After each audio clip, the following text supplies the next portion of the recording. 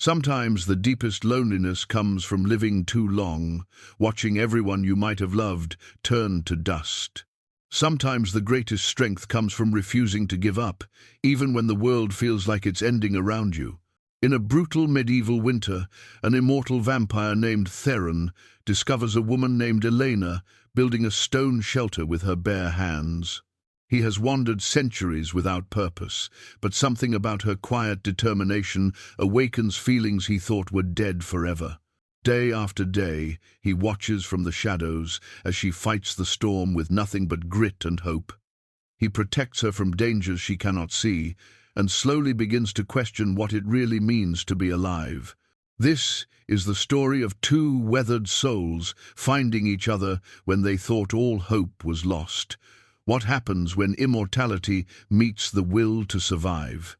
Before we jump back in, tell us where you're tuning in from.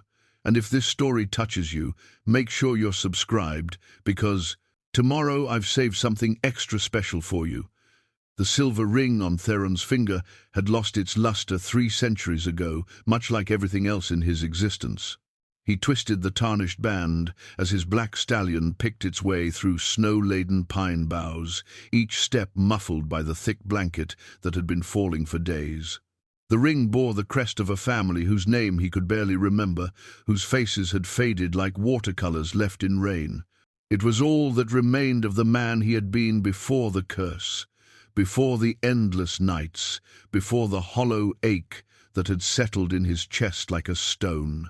The winter had drawn him to these remote mountains of what mortals now called the Welsh borderlands. Here, far from villages and their warm hearths, far from the temptation of human blood and the weight of their fragile mortality, he could exist without purpose or pain.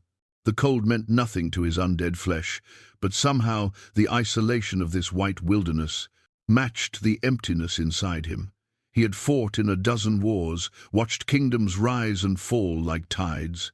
He had known love once, or thought he had, but even those memories felt borrowed from someone else's life. What was the point of eternal existence when every sunrise brought only the promise of another meaningless sunset? What was the purpose of immortality when you had forgotten what it felt like to truly live? The wind picked up, driving snow into his pale features with stinging force. His horse whinnied softly, breath steaming in the frigid air. Through the curtain of white, something caught his attention, a rhythmic sound that didn't belong to the storm. Stone against stone, methodical and determined. Theron guided his mount toward a ridge overlooking a small valley. What he saw below made him pause, his supernatural senses sharpening with sudden interest. In a clearing beside a frozen stream, a solitary figure worked with deliberate precision. A woman, perhaps in her 50s. Her grey-streaked hair bound beneath a worn woolen hood. She was building something, a shelter of rough-hewn stones, each one carefully selected and placed with the skill of someone who understood both necessity and permanence. Her movements held no urgency despite the worsening storm. She would examine each stone, test its weight and shape, then position it with careful consideration. When satisfied, she would reach for another. Her breath came in steady puffs of vapor, and despite the bitter cold, she had pushed back her sleeves to work with bare hands.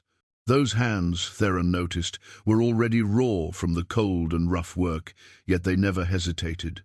Elena, though he did not yet know her name, paused in her work to study the growing structure. She wiped her brow with the back of her wrist and reached into a worn leather satchel at her side. From it, she withdrew what appeared to be a letter, its parchment yellowed and soft from repeated handling.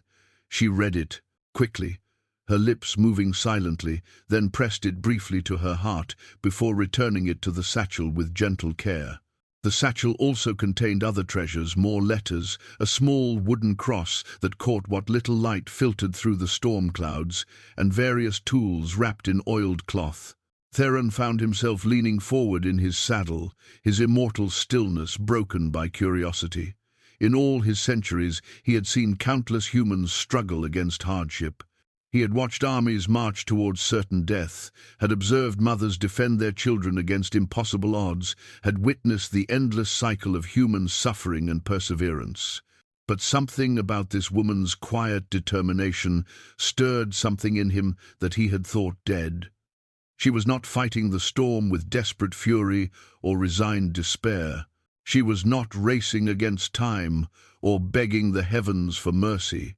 She was simply building, stone by stone, with the patient certainty of someone who understood that some things were worth doing well, regardless of the cost.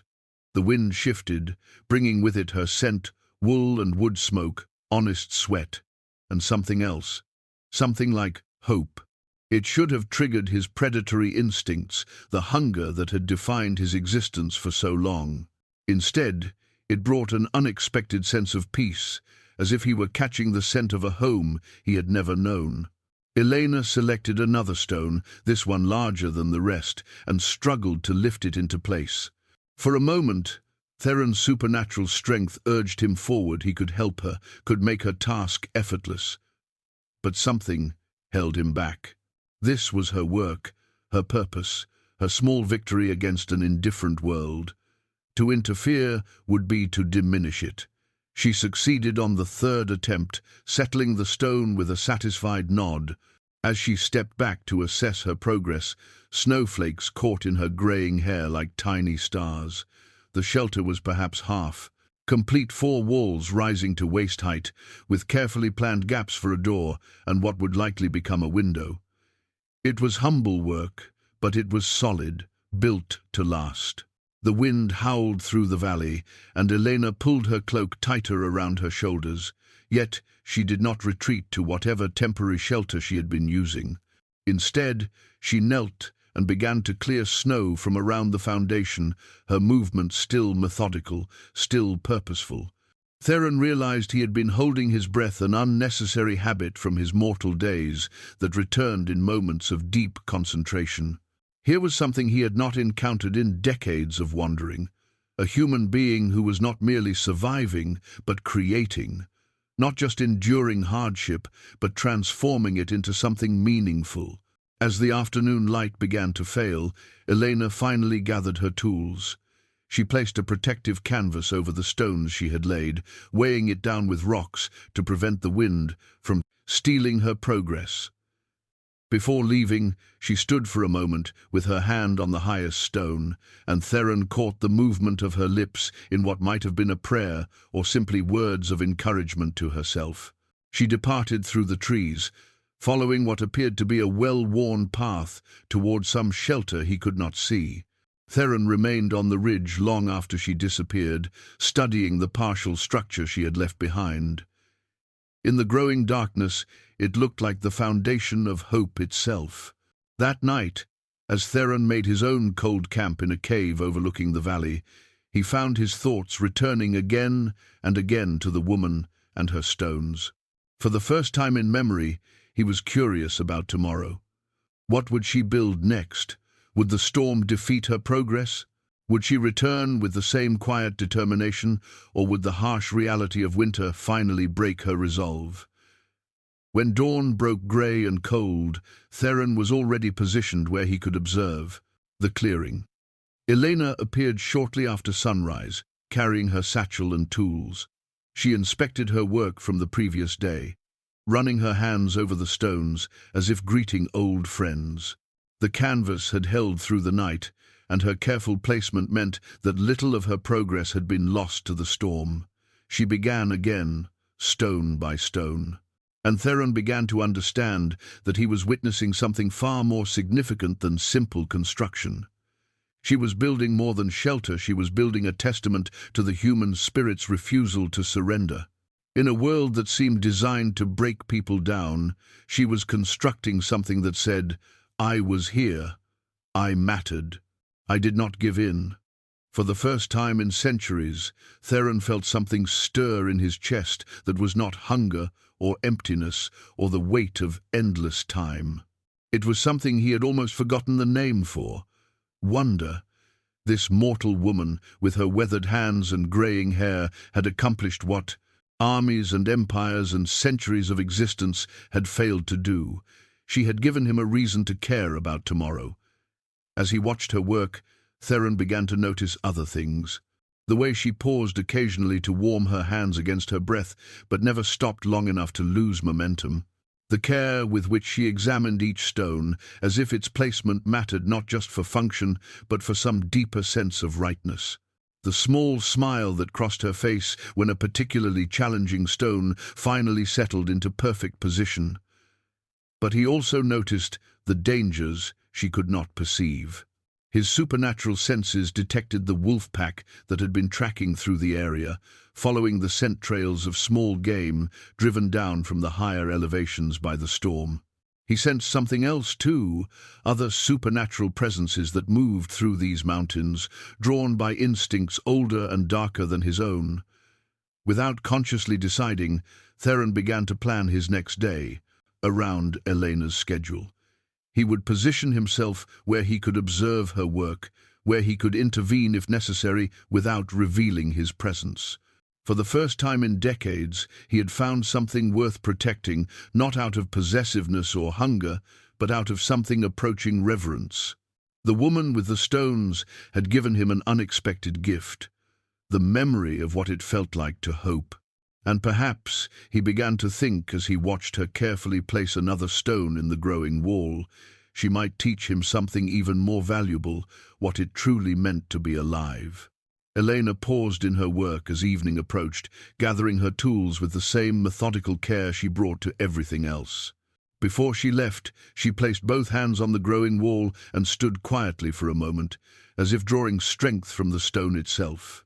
Then she disappeared into the darkening forest, leaving behind another day's progress and a vampire who was slowly remembering what it felt like to have a purpose. That night, Theron dreamed for the first time in a century, not the dark visions that sometimes plagued the undead, but something peaceful. He dreamed of stones settling into perfect alignment, of hands that built instead of destroyed, of a voice saying words he could not quite recall, but whose meaning felt like coming home. Elena had carved the small stone wolf during the long nights when sleep eluded her, when memories of her husband's voice seemed to echo in the wind. The talisman was rough, formed more by intention than skill, but she had imbued it with every prayer she could remember from childhood. As she placed it at what would become the entrance to her shelter, she whispered words her grandmother had taught her about protection and safe passage. She did not know that the simple carving held power beyond her understanding, or that its presence would soon mean the difference between life and death. The third day of building had gone well.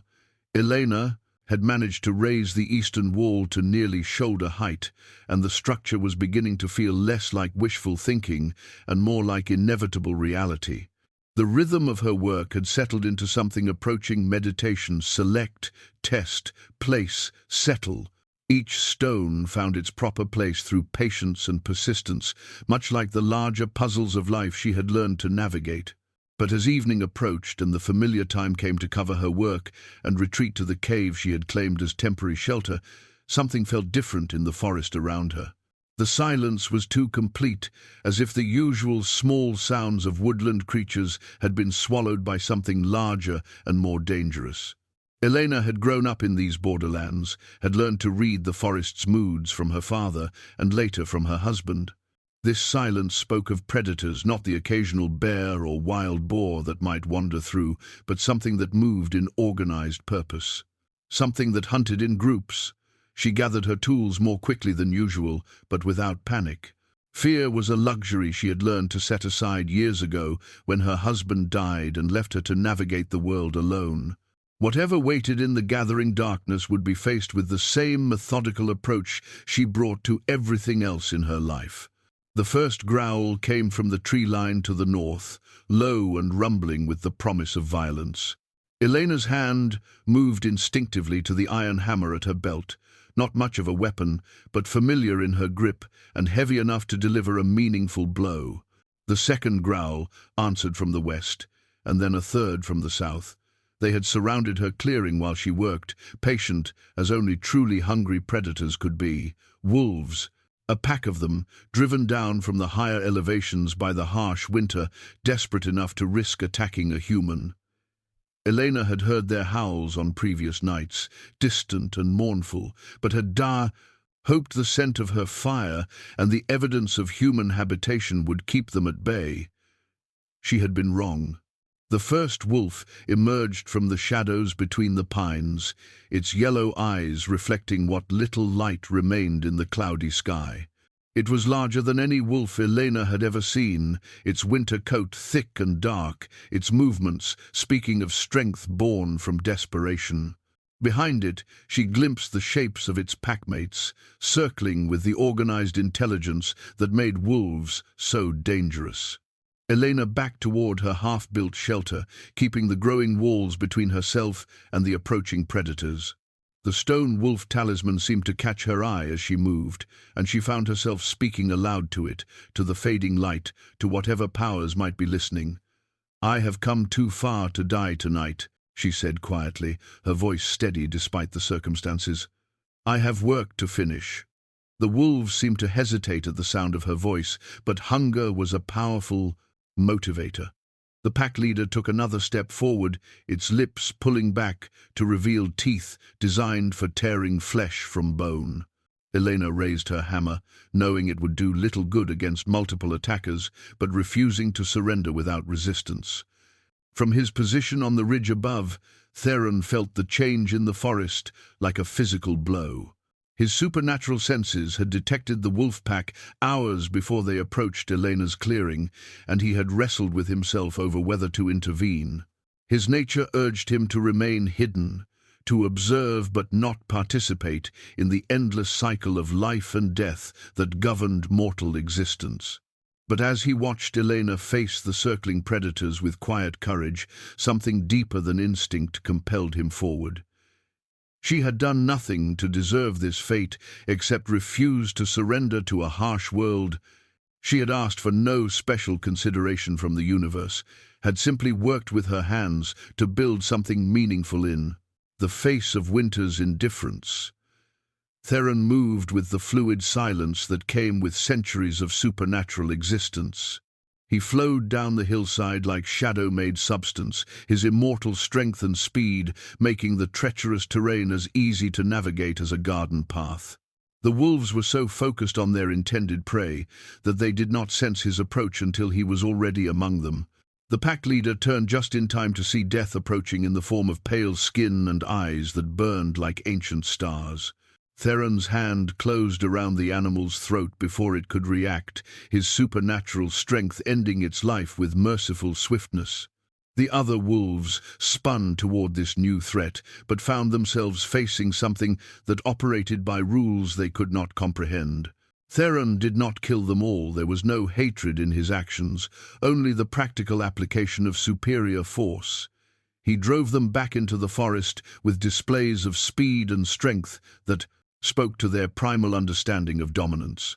These were not evil creatures, merely hungry ones, and winter would provide other opportunities for survival that did not involve threatening the woman who had become so important to his existence. In moments that felt like hours to Elena, the wolves simply melted back into the darkness, leaving behind only the scent of fear and the rapid beating of her own heart. She stood in the sudden quiet, hammer still raised, trying to understand what had happened. One moment she had faced certain death, and the next she was alone in her clearing with only the wind for company. Elena lowered her hammer slowly, her practical mind searching for explanations. Wolves were intelligent creatures. Perhaps they had sensed some danger she could not perceive. Or perhaps the stone wolf talisman truly held some protective power, as her grandmother had always claimed. She knelt and touched the carved figure gently, whispering a prayer of gratitude to whatever forces had preserved her life. From his concealment in the forest, Theron watched Elena's response to her salvation with growing amazement. She did not flee or collapse in relief as many mortals might have. Instead, she examined her clearing carefully, looking for signs of what had driven the wolves away. When she found the single wolf body, he had left behind evidence of the pack leader's death that would warn away other predators. She studied it with the keen eye of someone who understood the balance between life and death. "Thank you," she said quietly to the forest itself, her words carrying clearly in the still air. "For whatever guardian watched over me tonight, thank you." Theron felt those words strike him like a physical blow. In all his centuries of existence, no one had ever thanked him for an act of protection. His interventions in mortal affairs had always been motivated by hunger, politics, or the cold calculations of supernatural necessity. This was the first time he had acted purely to preserve something beautiful and meaningful, and the first time anyone had recognized the gift for what it was. Elena finished covering her work for the night, but before she left, she placed a portion of bread and a cup of wine beside the stone wolf talisman. An offering to whatever power had protected her, given with the same quiet dignity she brought to all her actions. She did not know that her mysterious guardian watched from the darkness, or that her simple gesture of gratitude had fundamentally altered the nature of his existence. As Elena disappeared down the path toward her temporary shelter, Theron approached the offering she had left. The bread was coarse but wholesome, baked with skill and care. The wine was simple but good, the kind that spoke of honest work rather than noble pretension. He did not consume them. Such mortal sustenance had no meaning for his undead form, but he understood their significance. For the first time in centuries, someone had left an offering not to appease his power or curry his favor, but simply to acknowledge that he had chosen to do good. Elena did not know what manner of creature had saved her, but she had recognized the act itself as worthy of gratitude. Theron carefully gathered the bread and wine, treating them with the reverence due to sacred objects. He would preserve them somehow, keep them as reminders of this moment when he had discovered that protection could be its own reward. For the first time since his transformation into something beyond mortal understanding, he had acted not from the cold calculations of immortal existence, but from something approaching love. The wolves would not return his scent, now marked this territory as belonging to something far more dangerous than any mere predator. But Theron realized that other threats would come, drawn by the same isolation that had attracted him to this remote valley. Elena would need a guardian, whether she knew it or not.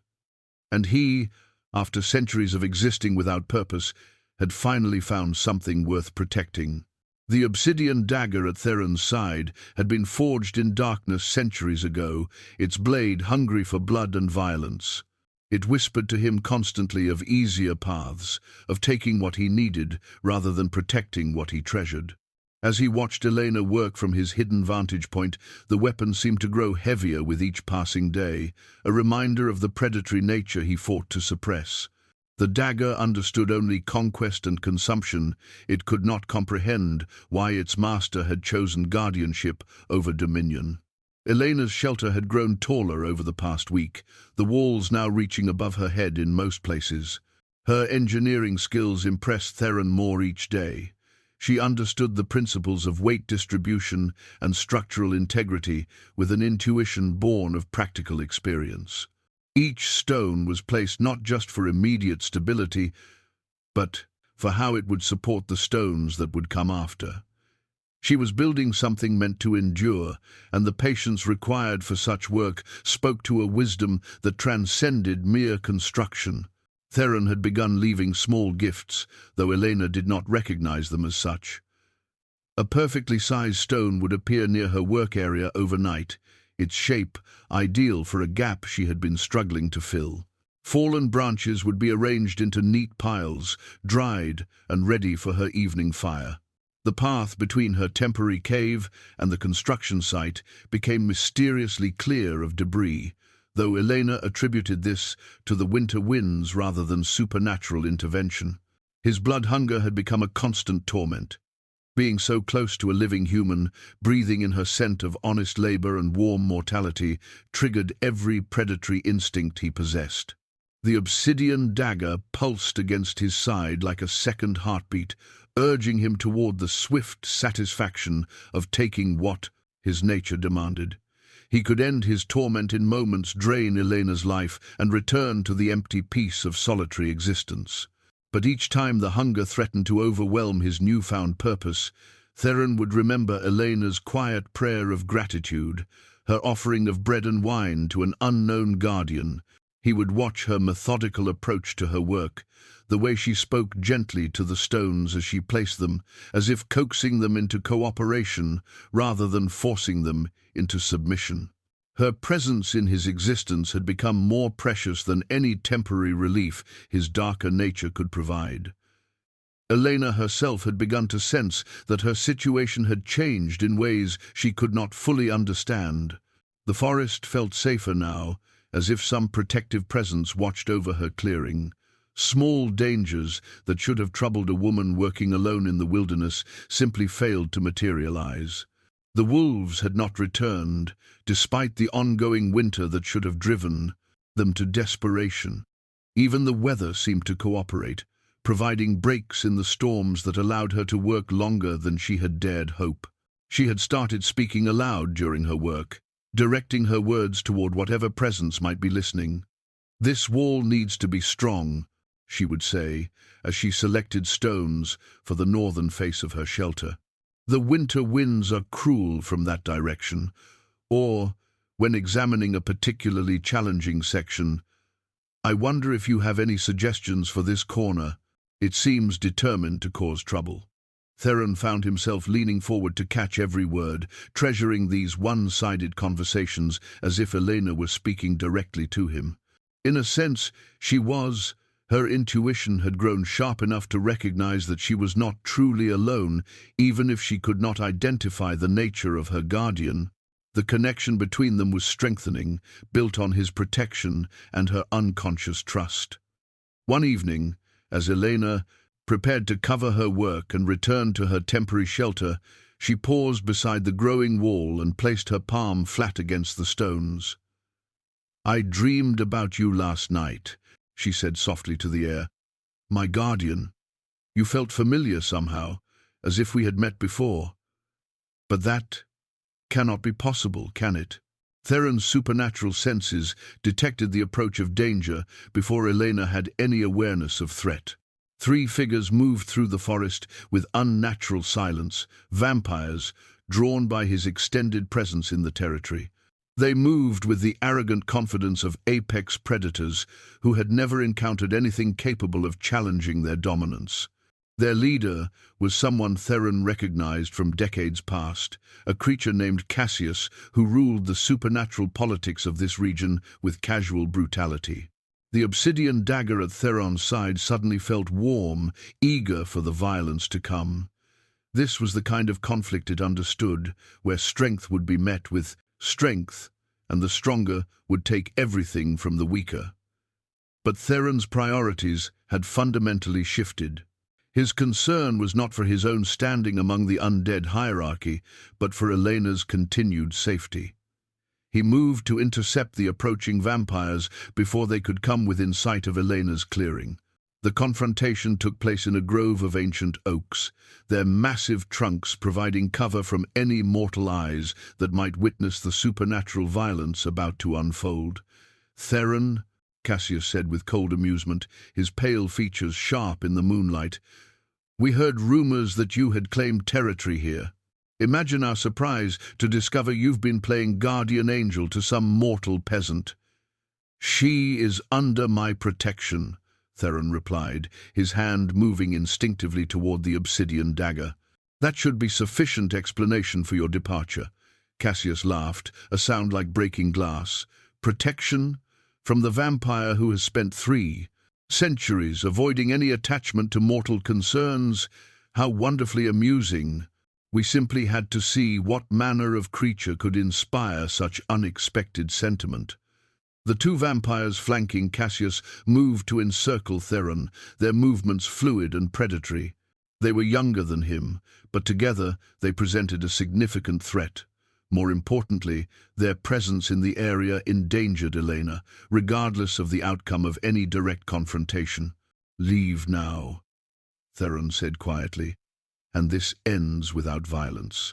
"Oh, but we've come such a long way." Cassius replied. "Surely we deserve some small entertainment for our trouble. Perhaps a glimpse of this remarkable mortal who has so thoroughly domesticated the infamous Theron."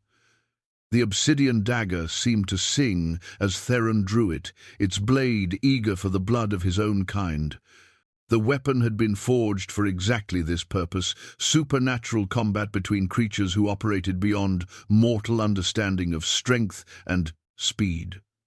As the three vampires moved to attack, Theron felt his predatory nature surge forward, no longer fighting against his protective instincts but serving them. The battle was swift and brutal. Centuries of combat experience allowed Theron to use the other vampires' overconfidence against them, turning their coordinated attack into a liability. The obsidian dagger found its mark twice, sending Cassius's companions fleeing into the night with wounds that would take weeks to heal fully. Cassius himself proved more resilient, but found himself outmatched by Theron's unexpected motivation. "This is not over," Cassius snarled as he retreated, his elegant clothes torn and stained with dark blood. "The others will hear of this. A vampire who protects mortals is an anomaly that threatens our entire existence." "Then they know where to find me," Theron replied, not lowering his weapon until the other vampires had disappeared completely. Elena had noticed nothing of the supernatural. Battle fought for her safety. She completed her evening routine and departed for her cave shelter, unaware that forces beyond her comprehension had just clashed over her right to continue existing. But as Theron cleaned the blood from his obsidian dagger, he realized that his decision to protect Elena had fundamentally altered his place in the supernatural world. He was no longer simply a vampire who had found something worth protecting. He was a vampire who had chosen mortal concerns over immortal politics, and that choice would have consequences far beyond this remote valley. Other vampires would come, drawn by curiosity or outrage or simple predatory instinct. Elena's continued safety would require vigilance beyond anything Theron had ever maintained. But as he settled into his nightly watch over Elena's clearing, Theron found that the prospect of eternal guardianship did not feel like a burden. For the first time in centuries, he had discovered a purpose that gave meaning to his immortal existence.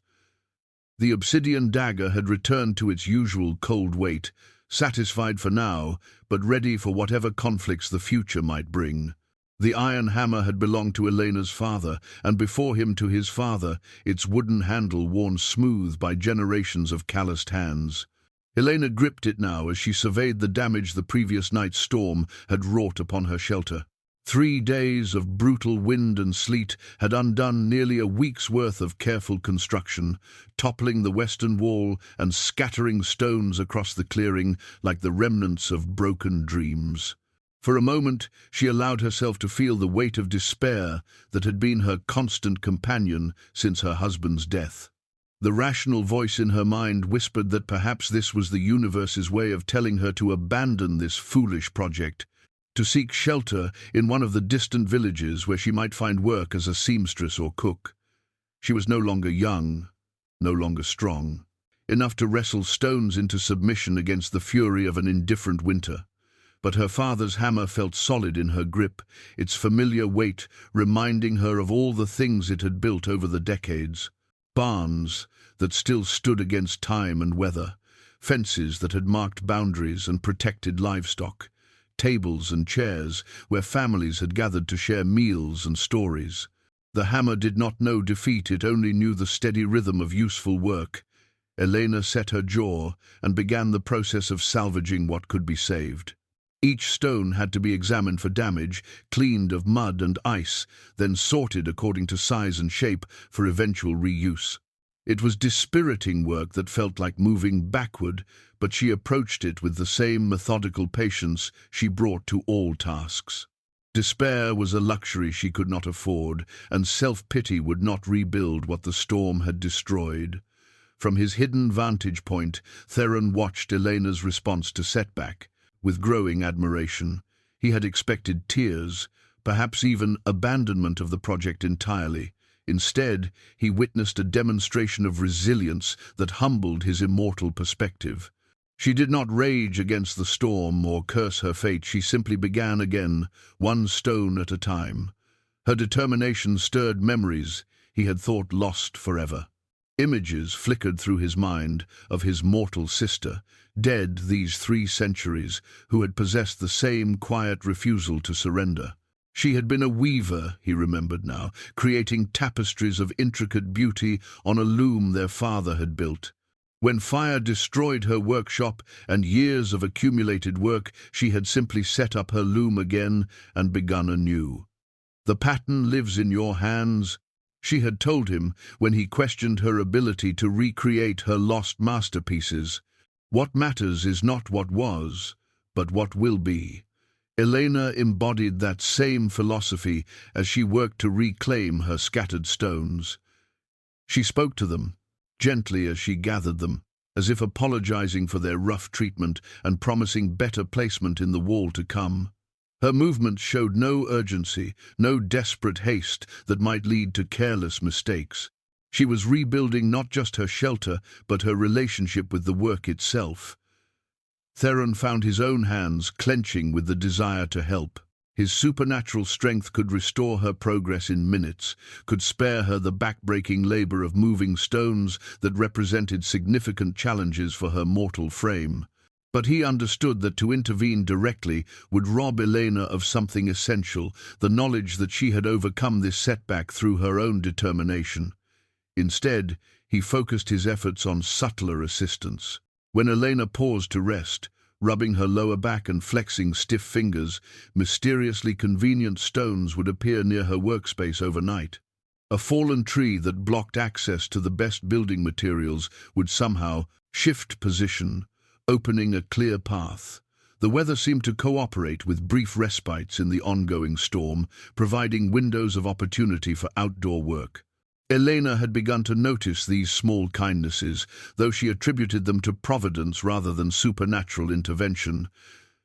"My guardian is particularly generous today," she would murmur when finding a perfect stone positioned exactly where she needed it, or when the clouds broke just long enough for her to complete a difficult section of wall.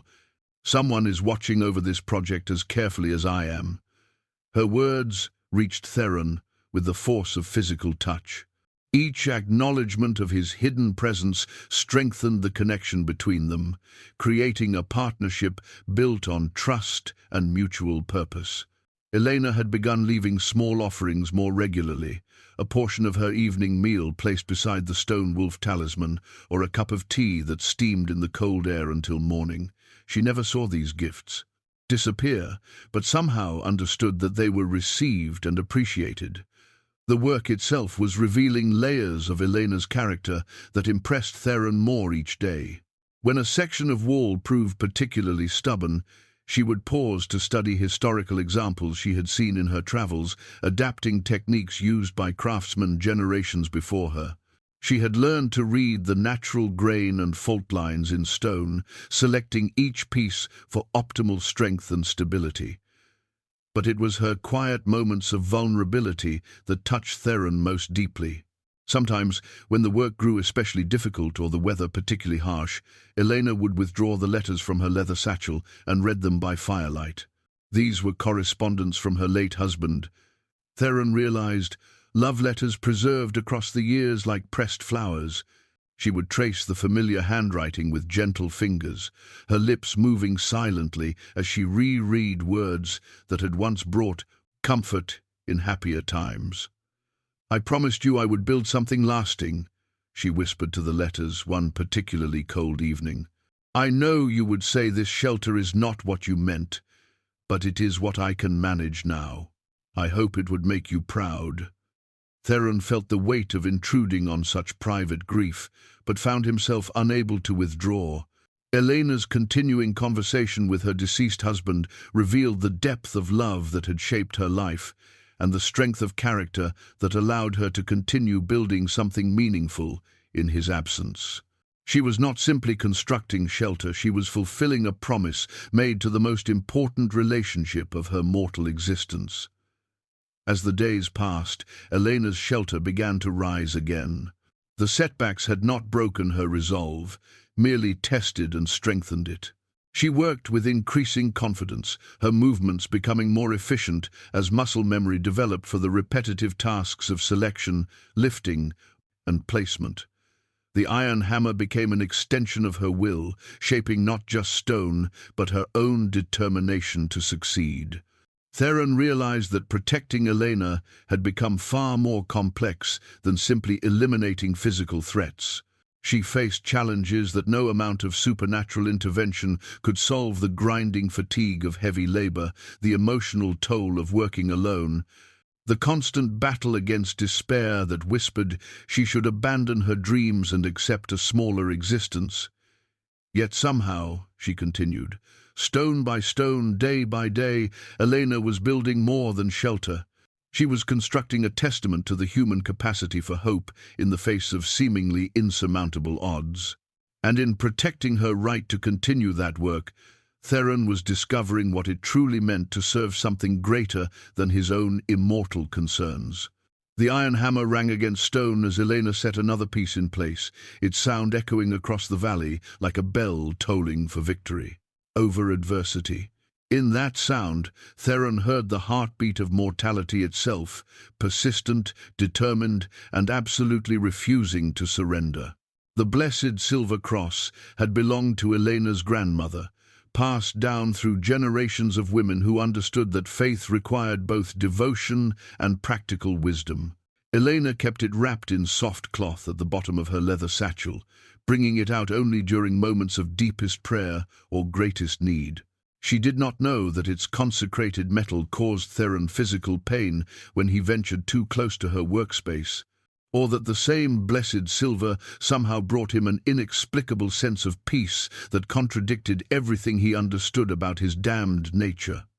Elena's shelter had reached a critical point in its construction. The walls now stood complete to shoulder height, and she had begun the delicate work of planning the roof structure.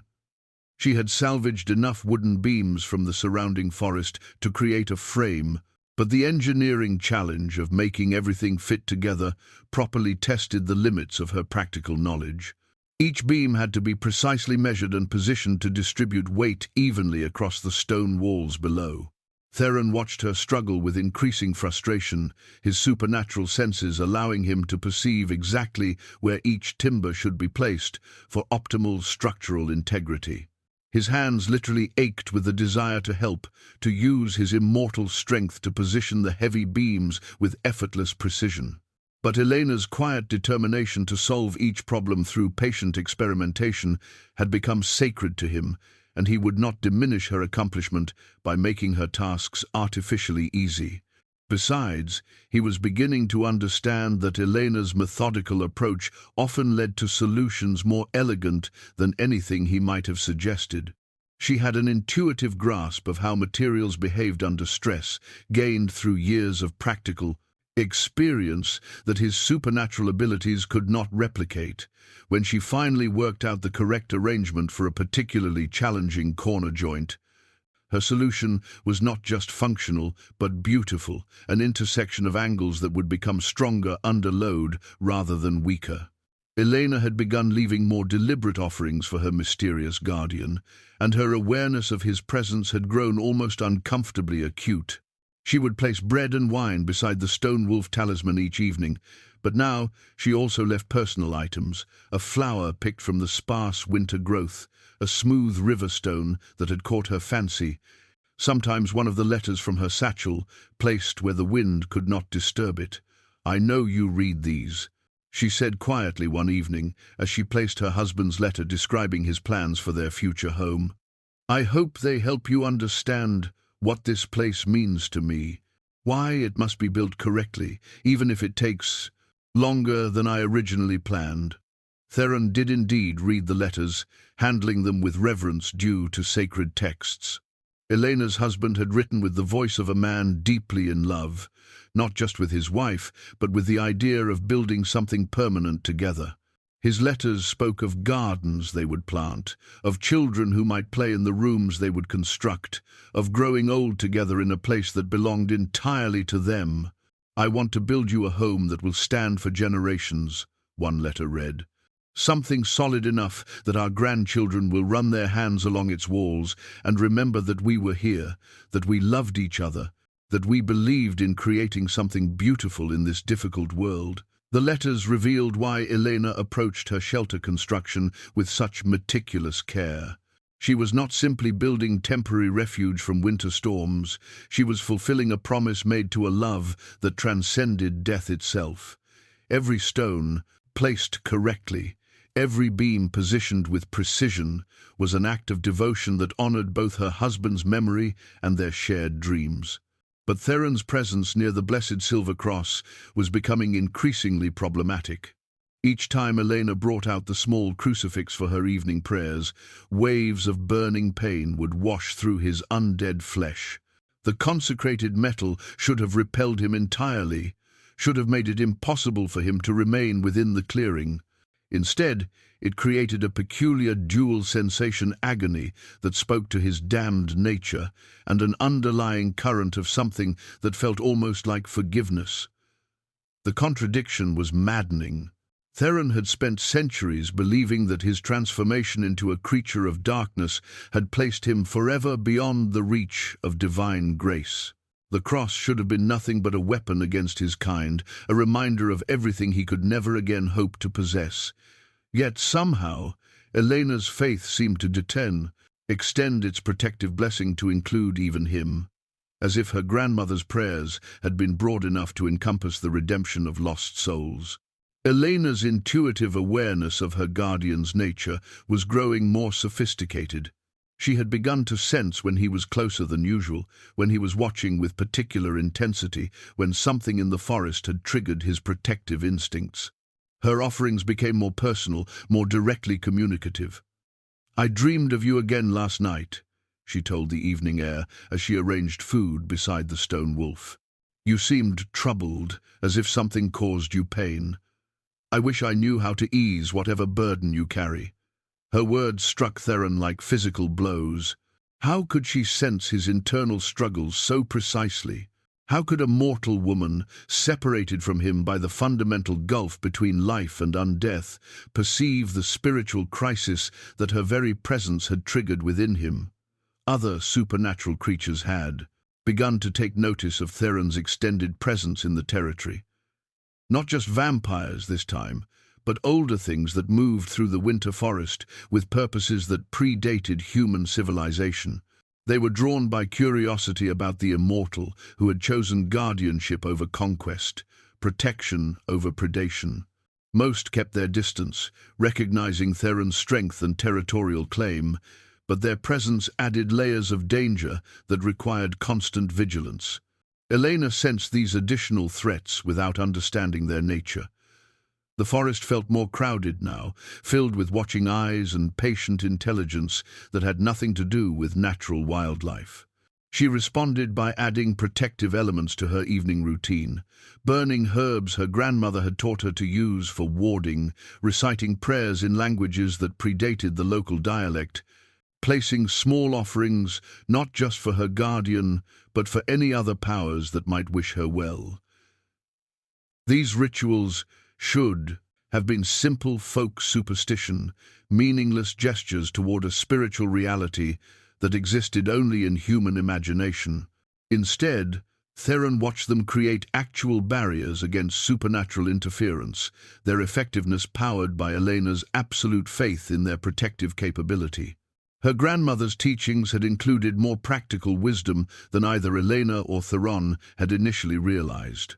The blessed silver cross continued to create its dual effect on Theron's undead system, pain that reminded him of his damned status, peace that suggested damnation might not be as permanent as he had believed.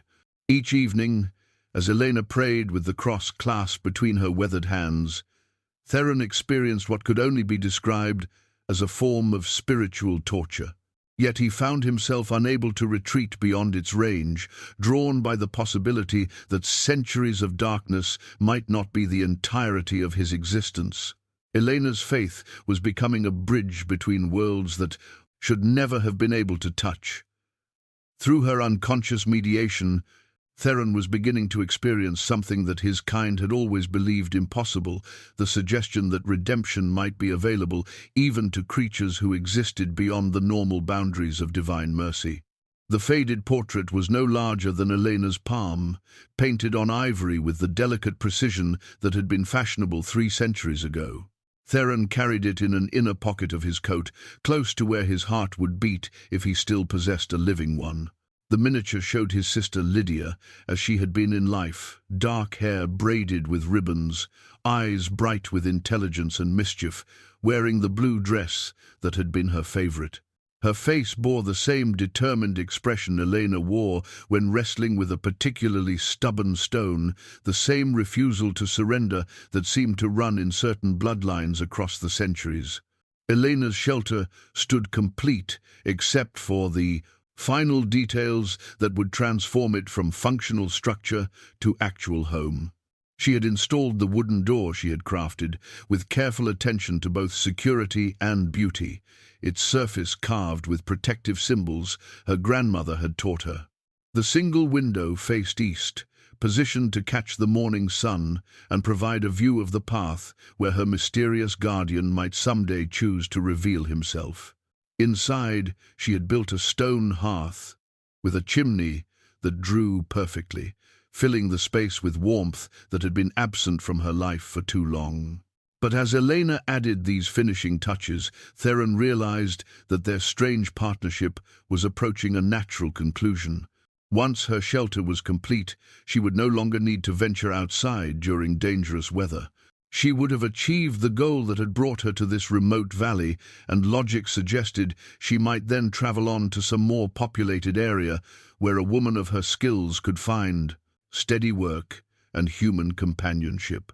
The thought of Elena leaving filled Theron with a grief more profound than anything he had experienced since his mortal death.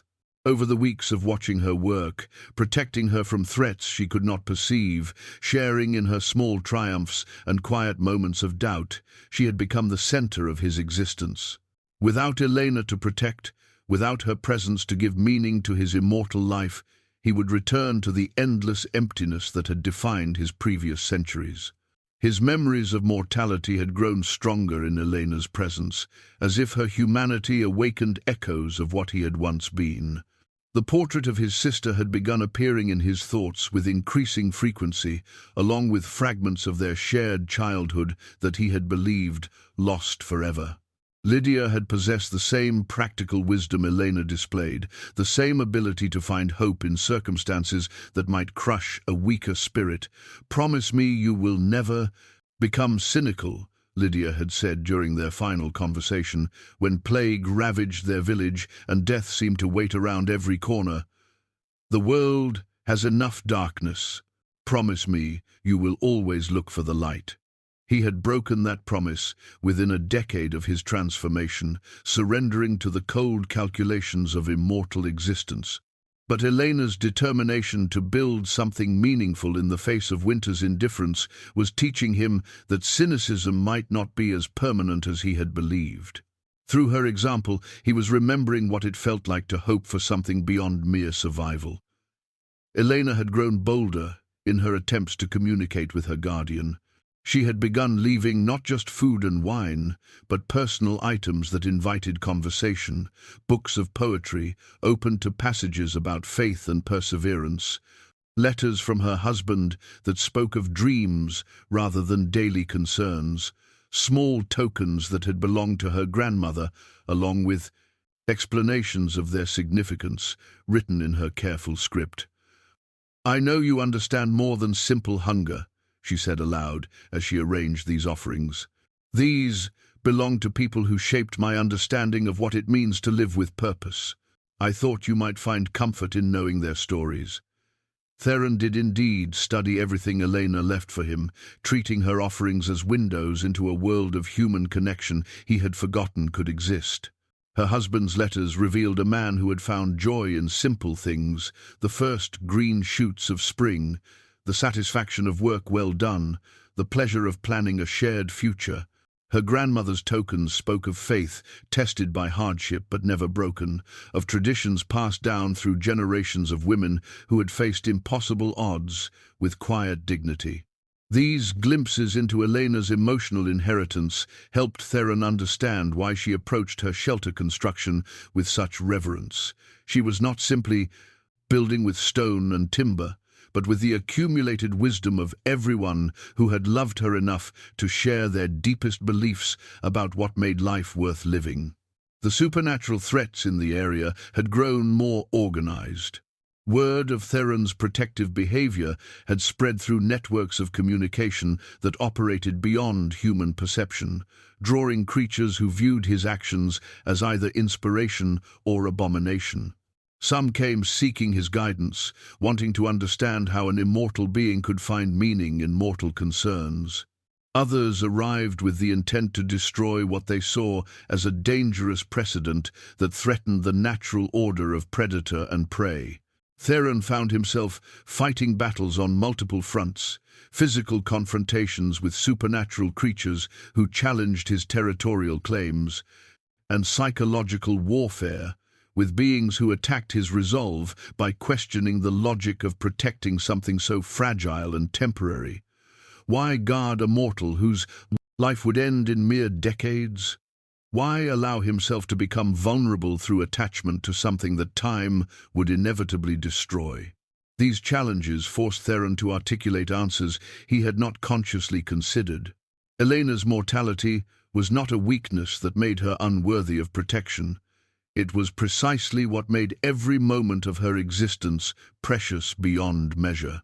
Her determination to create something meaningful within the brief span of human life demonstrated a courage that immortal beings, with their endless opportunities for accomplishment, could barely comprehend. Elena's growing awareness of supernatural activity around her clearing had led her to strengthen her protective rituals.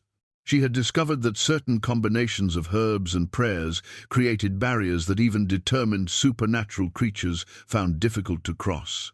Her grandmother's teachings, passed down through generations of women who had lived in borderland areas where the natural and supernatural worlds overlapped, included practical knowledge for dealing with threats that most humans never encountered. "I know the forest has become crowded with watchers," Elena told the evening air as she completed her protective circle around the finished shelter. "I know my guardian faces challenges I cannot help him with directly. But this place is sanctified now by honest work and faithful prayer. Whatever threatens the peace we have built together will find us both stronger than they expect." Her words carried the authority of absolute conviction, and Theron felt their power settle around the clearing like an additional layer of protection. Elena's faith had become a force that operated according to rules his immortal understanding could not fully grasp, but whose effectiveness he could not deny. As he held the portrait of his long-dead sister, Theron realized that Elena had accomplished something his centuries of existence had failed to achieve. She had shown him that the promise made to Lydia could still be kept. That hope was not naive optimism, but the foundation upon which all meaningful action was built. The crystal pendant had been hidden beneath Elena's clothing since childhood, its faceted surface catching firelight in ways that seemed to defy natural law. Elena withdrew it now with trembling fingers, the protective amulet her grandmother had pressed into her hands with urgent whispers about gifts that ran in their bloodline. "Some of us see what others cannot," her grandmother had said. "Some of us are bridges between worlds that should never touch. This will help you understand when that sight awakens." Elena had felt the pendant grow warm against her skin over the past weeks, its crystal facets responding to supernatural presences with an intensity that finally forced her to acknowledge what her rational mind had been denying. Her mysterious guardian was not merely an unusually helpful stranger or a manifestation of divine providence. The entity protecting her was something that existed beyond the normal boundaries of mortal existence. But understanding the truth about her guardian's nature required Elena to make a deliberate choice that would change everything between them. She could no longer pretend ignorance of the supernatural world. could no longer attribute their connection to coincidence or wishful thinking. If she wanted answers, she would have to risk the safety that his protection had provided. Elena positioned herself in the center of her completed shelter as darkness settled over the valley. She had spent the day preparing for this moment, gathering herbs according to her grandmother's instructions, arranging protective symbols with careful precision, steeling herself for whatever revelation awaited. The crystal pendant hung openly now, its surface pulsing with soft light that responded to her elevated heartbeat. "I know you are listening," she said to the silence beyond her walls. "I know you have protected me from dangers I could not perceive, guided my work when I struggled with challenges beyond my strength. I know you are not what most would consider natural or safe." She paused, touching the pendant for courage before continuing. "I also know that something threatens you now, something that sees our connection as dangerous or wrong. I will not continue to be protected in ignorance while my guardian faces consequences for his kindness." Elena moved to the eastern wall of her shelter and deliberately began dismantling a section she had completed just days before. Stone by stone, she reversed her careful work, creating a gap that would leave her exposed to whatever predators roamed the winter forest. Her movements were calm but determined, each removed stone a statement of intentional vulnerability. "If you wish to remain hidden, you will allow me to destroy what we have built together," she said. "If you value honesty above safety, you will show yourself before I finish." Undoing our work. From his concealment among the trees, Theron watched Elena's actions with growing alarm. She was deliberately putting herself in mortal danger, using her own safety as leverage to force a confrontation he was not prepared for. The rational response would be to remain hidden, to repair her wall after she slept, to continue their relationship on the same terms that had served them both so well. But Elena's willingness to risk everything for the sake of truth struck him as the most courageous act he had witnessed in centuries of observation. She was not demanding his appearance from a position of safety or superiority. She was offering to share whatever dangers his presence had brought to this valley, to become a partner in protection rather than simply its passive recipient. Theron stepped into the firelight cast by Elena's hearth, his pale features and otherworldly grace making his supernatural nature immediately apparent. Elena's breath caught, but her expression showed recognition rather than fear. The crystal pendant flared with brilliant light, confirming what her intuition had already revealed. "You are not mortal," she said quietly, studying his ageless features and the predatory stillness that marked him as something designed for hunting. "But you are not evil, either. I have felt your presence for weeks, and there has never been malice in it." "You should fear me," Theron replied, his voice rough from decades of disuse in normal conversation. "I am a creature of darkness, cursed to exist on blood and death. Everything about my nature should terrify you." Elena set down the stone she had been preparing to remove and turned to face him fully. "My husband was a hunter of supernatural creatures," she said, her words hitting Theron like physical blows. "He spent years tracking and destroying things like what you claim to be. He taught me to recognize the signs of supernatural predation, the markers that distinguish true evil from mere difference." The revelation that Elena's deceased husband had been a supernatural hunter recontextualized everything Theron thought he understood about their relationship. She had not stumbled into his protection through innocent chance. She had recognized his nature and chosen to trust him despite knowledge that should have sent her fleeing in terror. "You knew what I was," Theron said, the statement carrying layers of amazement and disbelief. "You left offerings for a creature whose kind your husband devoted his life to destroying." "I knew you were not human," Elena confirmed. "But I also knew you had chosen protection over predation, guardianship over conquest. My husband taught me that supernatural nature does not determine supernatural character. He encountered creatures of darkness who retained capacity for good, just as he met beings of apparent light who served only themselves." Elena reached into her leather satchel and withdrew a silver blade that gleamed with more than reflected firelight. The weapon was clearly designed for supernatural combat, its edge blessed and sharpened to penetrate unnatural flesh. Yet she held it casually, without threat or aggressive intent. "This was his," she said, offering the blade for Theron's inspection. "Forged specifically for creatures like you, blessed by holy rituals, carried in battles against things that most people pray they will never encounter. He taught me to use it, but more importantly, he taught me when not to use it." Theron stared at the consecrated weapon that should have been anathema to his existence. In Elena's hands, it carried no menace despite its obvious lethality. She had known throughout their weeks of connection that she possessed the means to destroy him, yet had chosen trust over fear, faith over suspicion. "Why?" He asked, the question encompassing everything he could not understand about her response to his nature. "Because I have been alone for so long," Elena answered with simple honesty. "Because you gave me purpose when I thought my life had lost all meaning. Because in protecting me, you revealed something about yourself that transcends whatever darkness you believe defines you."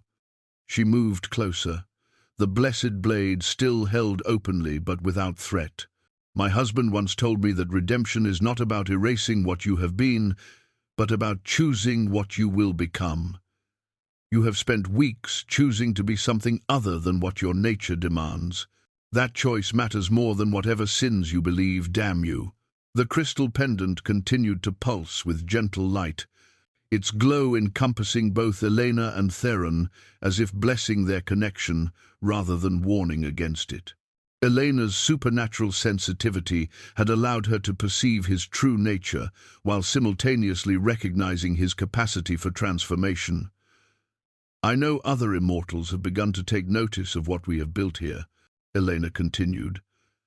"I know they view your protection of me as either weakness or betrayal of your kind. I know they will come in greater numbers, with greater determination to end what they see as a dangerous precedent." Theron felt the weight of Elena's understanding settle around him like a physical presence. She comprehended not just his nature, but the broader, supernatural politics his behavior had disrupted.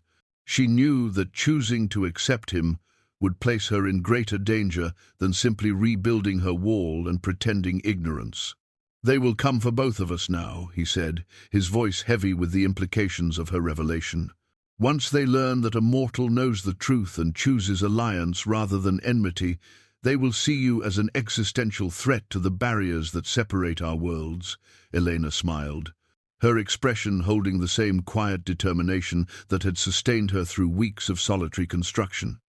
"Then we face them together," she said, "as partners rather than guardian and protected. As equals who have chosen each other despite every rational argument against such choice." The crystal pendant's light steadied, no longer pulsing with uncertainty, but glowing with constant warmth that seemed to seal some form of supernatural covenant between them.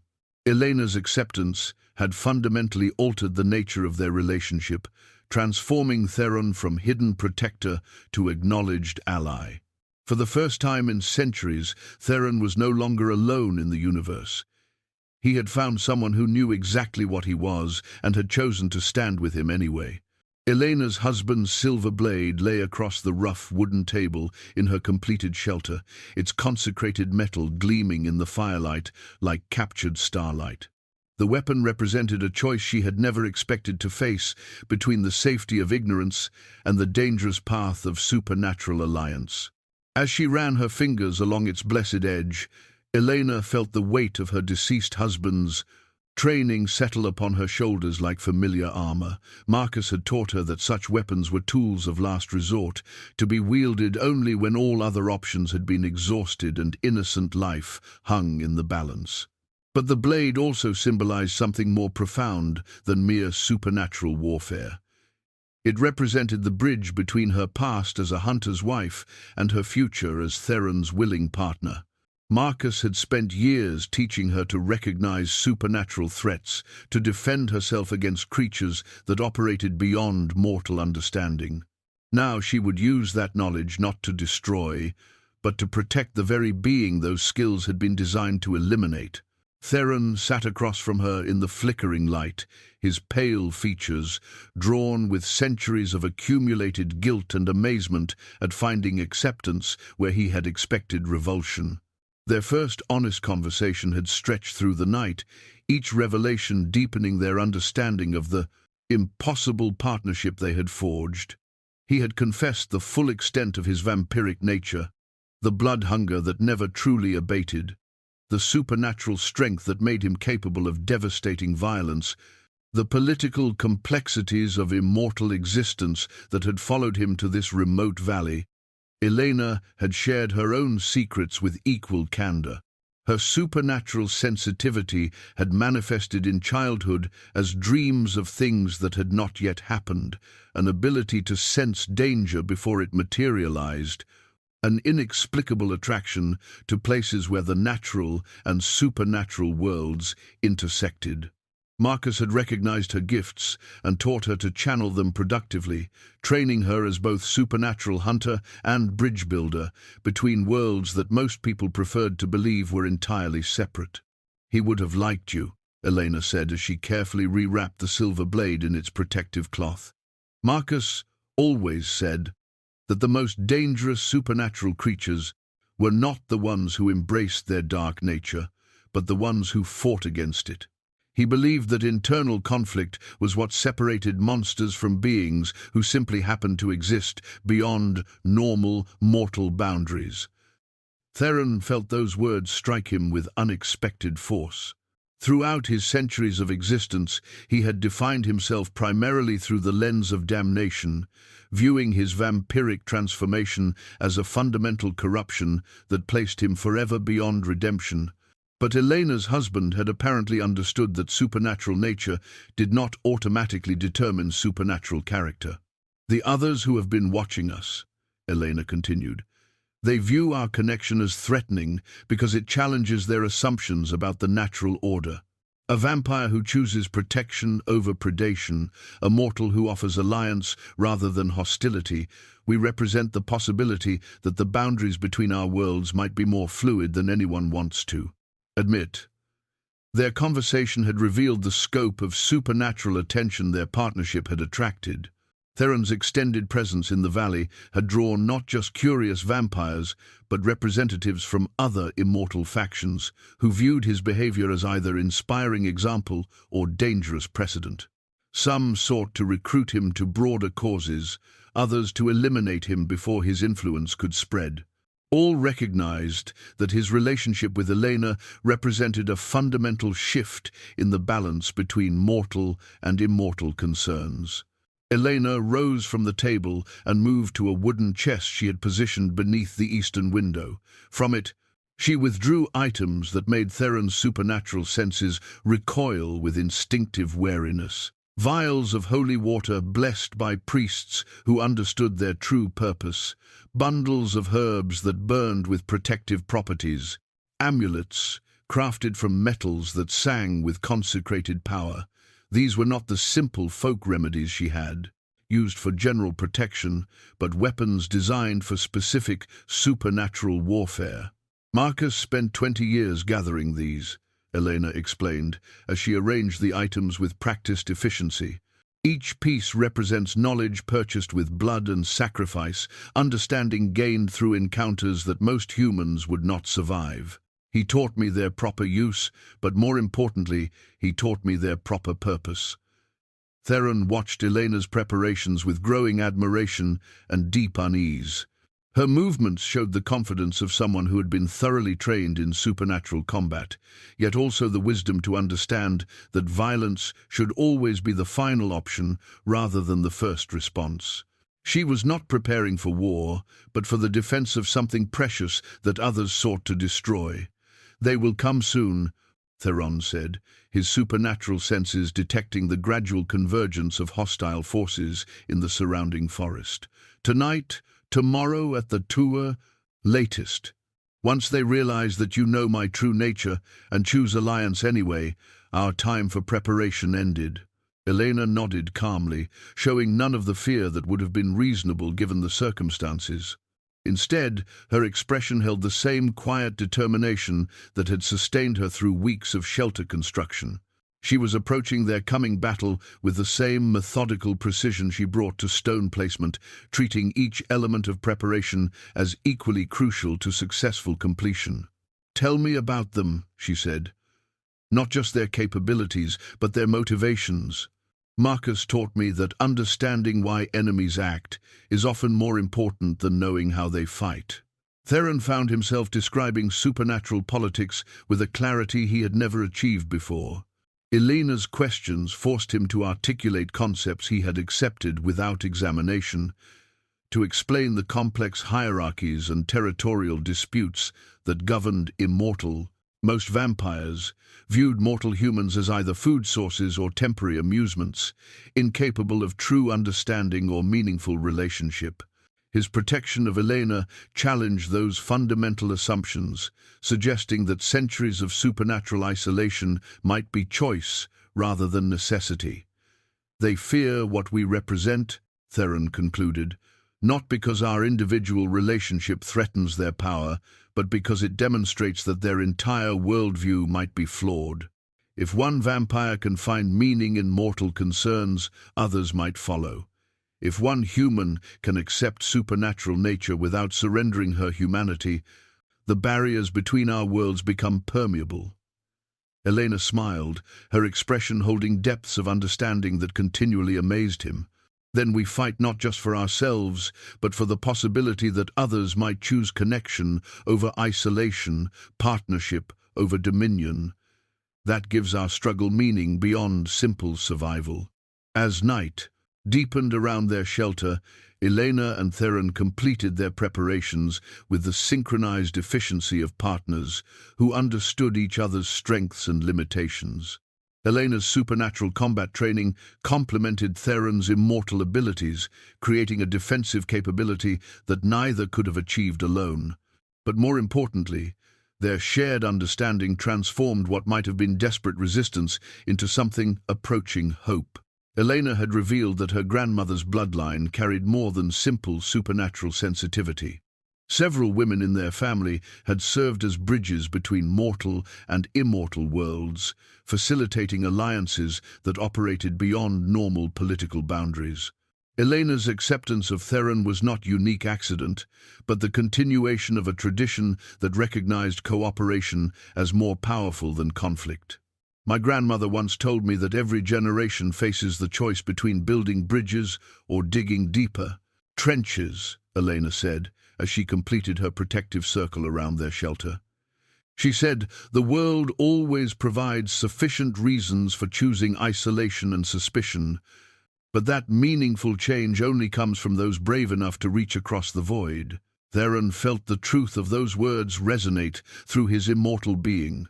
His centuries of solitary existence had been justified by perfectly reasonable arguments about the fundamental incompatibility between mortal and supernatural nature. But Elena's willingness to bridge that gap had revealed how much richness he had sacrificed in the name of logical separation. The consecrated silver blade lay ready for use, but both Elena and Theron hoped their combination of defensive preparation and diplomatic possibility might render violence unnecessary. Some of the approaching supernatural creatures might be reasoned with, convinced that partnership offered more potential than conflict. Others would need to be demonstrated the futility of attacking a position defended by both supernatural power and mortal wisdom. As they settled into their final watch before the approaching confrontation, Elena reached across the small space between them and took Theron's cold hand in her warm one. The contact should have been impossible. Her consecrated protections should have repelled his undead flesh. His predatory nature should have recoiled from such willing vulnerability. Instead, their joined hands felt like the most natural thing in the world, mortal warmth and immortal strength combining into something entirely new. Whatever tomorrow brought, they would face it together as partners who had chosen each other despite every rational argument against such choice. In the distance, supernatural forces gathered for a confrontation that would determine whether their unprecedented alliance could survive in a world designed to keep their kinds forever separate. Theron's ancient vampiric armor materialized from the very essence of his immortal being, black scales emerging from his pale flesh like midnight given form. The enchanted protection had not manifested in over 2 centuries, summoned only when he fought for something that transcended mere survival. As the armor settled around his transformed frame, Theron felt the full weight of his supernatural heritage, not as a curse to be endured, but as a gift to be wielded in defense of love itself. The supernatural blizzard struck Elena's valley with unnatural fury, driven by powers that sought to blind and disorient their prey before moving in for the kill. Snow fell horizontally through air that crackled with malevolent energy, and the temperature dropped so rapidly that mortal breath turned to ice crystals before leaving the lungs. But Elena's shelter stood firm against the assault, its stone walls radiating warmth that spoke of more than simple construction. This was architecture, infused with faith and purpose, resistant to supernatural manipulation. Elena emerged from the shelter with Marcus's consecrated blade gleaming in her grip and protective amulets blazing with holy light across her clothing. She moved with the fluid confidence of someone who had trained for exactly this moment, her supernatural sensitivity allowing her to track enemies that operated beyond normal perception. The blessed silver sang as it cut through air thick with hostile magic, its edge hungry for the dark blood of creatures that had never learned the difference between power and wisdom. The first wave of attackers came from the north, vampires loyal to Cassius, who viewed Theron's transformation as both personal betrayal and existential threat. They flowed through the supernatural storm like liquid darkness, their ancient power making the very air around them vibrate with predatory intent. These were not merely hungry predators, but representatives of immortal authority who had come to reassert the natural order they believed Theron had violated. Theron met their charge with centuries of combat experience channeled through newfound purpose. His armor turned their claws aside, while his own supernatural strength sent attackers flying into the storm-lashed trees. But this was not the cold, efficient violence of his solitary years. This was battle fueled by the desperate need to protect something more precious than his own existence. Every strike he landed, every enemy he repelled, was motivated by love rather than mere survival instinct. Elena proved herself far more than a helpless mortal requiring protection. Her blessed blade found its mark with surgical precision, opening wounds that would not heal quickly, even in supernatural flesh. She moved through the combat with deadly grace, using terrain and positioning to maximize her advantages while minimizing exposure to overwhelming supernatural strength. Marcus had trained her well. She fought not to match her enemy's power, but to exploit their weaknesses and turn their assumptions against them. The second wave brought creatures even older than vampires, beings that predated human civilization and viewed Elena's acceptance of supernatural nature as a violation of cosmic order. These entities operated according to rules that made little sense to either mortal or vampiric understanding, their attacks coming from directions that seemed to fold space itself into impossible angles. But Elena's grandmother's bloodline carried protections against exactly such otherworldly interference.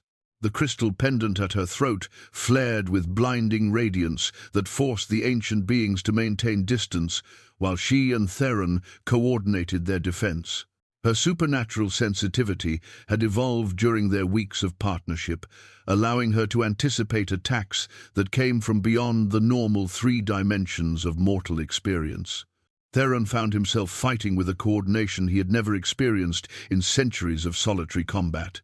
Elena's presence on the battlefield was not a distraction requiring protection, but a force multiplier that enhanced his own capabilities. She provided intelligence about enemy positions his supernatural senses could not detect, while he created openings that her mortal strength could exploit.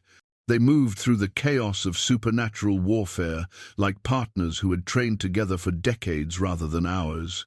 The enemy vampires' surprise at Elena's competence became a tactical disadvantage they could not overcome. They had expected to face an immortal guardian defending a helpless mortal charge, not a partnership between equals who enhanced each other's strengths. Elena's knowledge of supernatural combat tactics, combined with Theron's immortal power, guided by protective love rather than predatory hunger, created a defensive capability that challenged every assumption about the relationship between mortal and supernatural worlds. As the battle escalated, more creatures emerged from the supernatural storm beings, drawn by the scent of conflict and the promise of witnessing the destruction of an alliance that threatened their understanding of natural law. The very air around Elena's shelter began to tear, reality itself straining under the weight of so many supernatural presences converging on a single location. Elena suffered her first serious wound when an ancient vampire's claw opened a gash along her shoulder, blessed protection proving insufficient against the combined assault of multiple immortal predators. Dark blood stained her clothing, but she refused to retreat toward the shelter's greater protection. Instead, she pressed forward with increased determination, her injuries only strengthening her resolve to prove that mortal courage could stand alongside supernatural power. Theron's fury at Elena's injury transcended anything he had felt during centuries of immortal existence, his protective instincts triggering levels of vampiric strength that made the very ground tremble beneath his feet. The ancient armor around his body blazed with dark fire that consumed enemy attacks while amplifying his own devastating counterstrikes. The vial of sanctified blood had been blessed by the same priest who had married Elena to Marcus, consecrated with rituals that transformed mortal essence into something approaching divine grace. Elena withdrew it now with steady hands, despite the chaos of supernatural combat surrounding her shelter. The small crystal container warm against her palm, as if containing liquid starlight rather than her late husband's blood. Marcus had insisted on this final gift during his dying hours, understanding that his wife might someday need protection beyond anything he could provide in life. Elena uncorked the vial with deliberate precision, her movements calm despite the otherworldly violence that raged around them. The sanctified blood gleamed with inner radiance that made several attacking vampires recoil in instinctive fear, their ancient predatory wisdom recognizing something that transcended normal holy artifacts. This was not merely blessed metal or consecrated water, but mortal love transformed into supernatural weapon through sacrifice and faith. This was given freely. Elena called to Theron across the battlefield, her voice carrying clearly despite the howling supernatural storm. Blood offered in love rather than taken in hunger. It carries power that your kind has forgotten, the strength that comes from willing sacrifice rather than forced submission. Theron understood immediately what Elena was offering him. The sanctified blood could serve as weapon against their enemies, its blessed essence capable of inflicting wounds that would not heal quickly, even in immortal flesh. But it could also serve a more profound purpose, testing whether his transformation from predatory vampire to protective guardian had fundamentally altered his supernatural nature. Elena poured a portion of the sanctified blood onto her blade, its blessed essence merging with the consecrated silver to create a weapon that blazed with holy fire. The enhanced blade cut through supernatural defenses like sunlight through shadow, each strike opening wounds that burned with divine radiance. The ancient vampires found themselves facing something their centuries of experience had not prepared them for: a mortal warrior wielding weapons blessed by genuine love rather than institutional authority. But Elena saved the remainder of the sanctified blood for a more dangerous gamble. As Theron fought his way toward her position, she caught his eyes and held up the vial in clear invitation. If his nature had truly been purified by love and choice, the blessed blood would strengthen rather than destroy him. If his vampiric essence remained fundamentally damned, it would end his existence as surely as wooden stake through the heart. Theron faced the ultimate test of everything he had become during their weeks of partnership. The sanctified blood represented not just tactical advantage in their current battle, but validation of his transformation from creature of darkness to being capable of redemption. Elena's faith in his fundamental goodness was absolute. She would not have offered such a test unless she believed completely in his capacity for grace. Without hesitation, Theron accepted Elena's offering, allowing several drops of the sanctified blood to touch his immortal flesh. The expected agony of holy fire burning through vampiric essence did not materialize. Instead, Theron felt something he had believed impossible for his kind. Divine acceptance flowing through his undead veins like liquid warmth, not destroying his supernatural nature, but transforming it into something entirely new. The partial redemption changed everything about Theron's relationship with his vampiric powers. His supernatural strength remained, but it was no longer fueled by hunger and predation. His immortal senses sharpened, but they served protective purpose rather than hunting instinct. The darkness within him had not been destroyed, but it had been balanced by light in ways that made him something unprecedented in supernatural history. Together, Elena and Theron turned the tide of battle against their supernatural enemies. The sanctified blood enhanced Theron's abilities, while the blessed weapons Elena wielded struck with divine authority that ancient vampires could not match. Their partnership had evolved beyond mere cooperation. They fought as two halves of a greater whole, mortal courage and immortal power unified by love that transcended every boundary their worlds had erected. The enemy vampires began to retreat as they realized the futility of their assault. They had come expecting to destroy an aberrant vampire and his mortal pet, but found themselves facing something that challenged their fundamental understanding of supernatural nature. Elena and Theron were not merely vampire and human who had formed alliance. They were something new. A partnership that suggested redemption and transformation might be possible even for creatures lost to darkness. Cassius himself emerged from the supernatural storm for one final confrontation, his ancient power making the very air around him vibrate with malevolent energy. But he found himself facing opponents who operated according to rules he could not comprehend, their strength drawn from sources that his predatory wisdom could not counter. The battle's resolution came not through overwhelming violence, but through demonstration of possibility.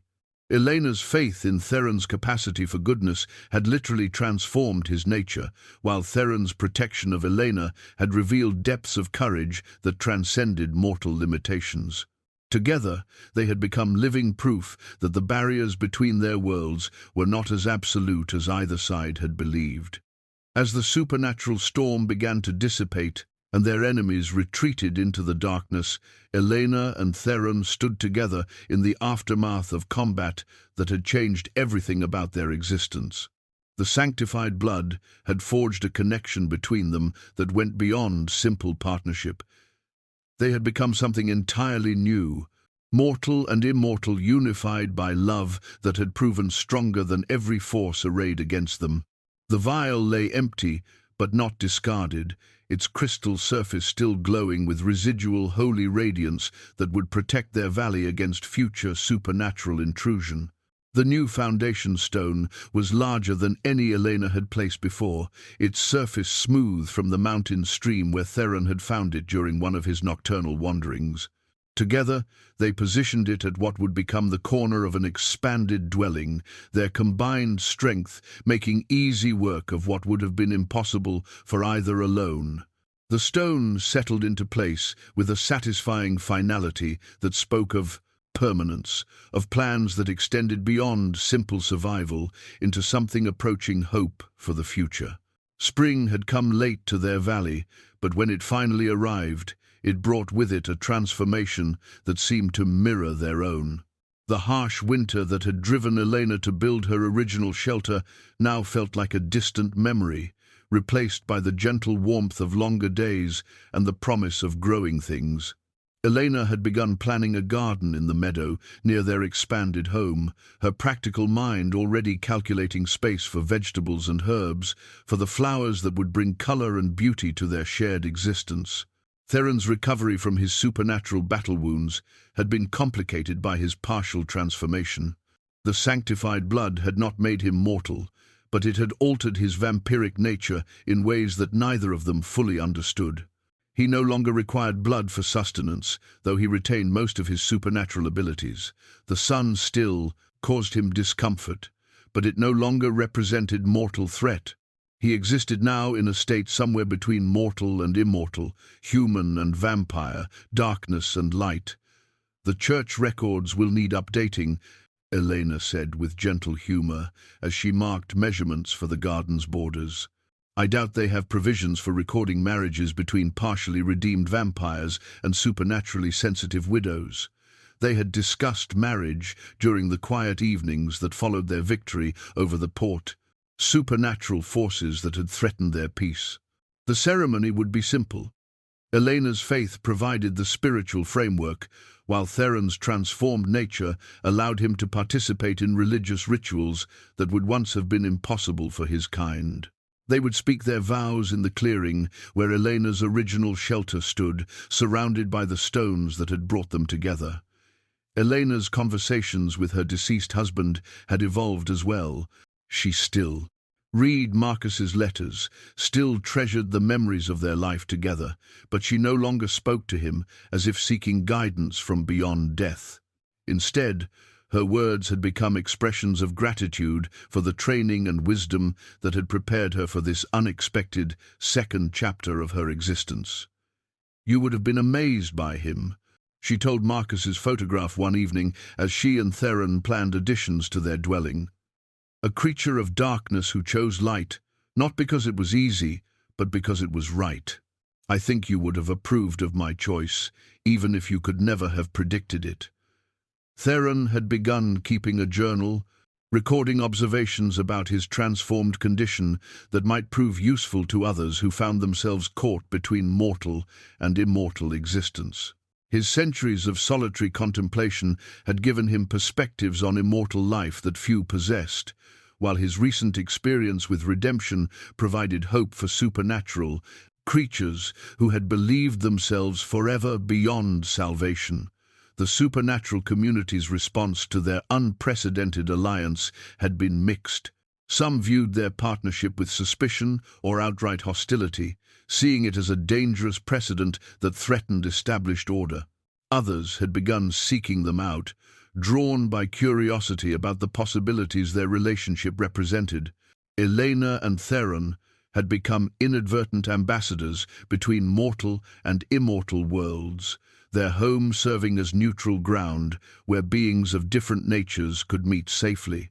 The crystal pendant that had revealed Elena's supernatural heritage now hung openly at her throat, its faceted surface catching sunlight and firelight with equal beauty.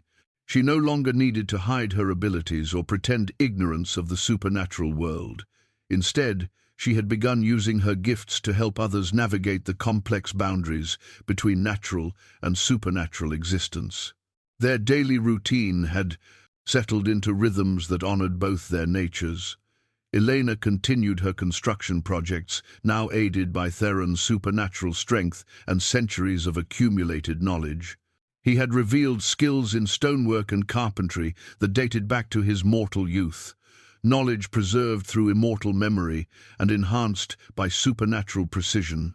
Together, they were creating something that transcended simple shelter, a home that could serve as sanctuary for others who found themselves caught between worlds. Theron's immortal perspective had been fundamentally altered by Elena's influence. Where he had once seen endless repetition and meaningless duration, he now perceived the precious nature of each moment, each choice, each opportunity for growth and connection. Elena's mortality was not weakness that made their relationship fragile. It was strength that made every day they shared together infinitely precious. "We are building something that will last," Elena said as they positioned another stone in the expanding foundation. Not just this dwelling, but an understanding between our kinds that transcends everything our respective worlds assumed was possible. Theron nodded, his pale features warm with an emotion he had forgotten he could feel. In protecting you, I learned what it meant to live with purpose. In accepting me, you taught me that redemption is not about erasing the past, but about choosing what the future will become.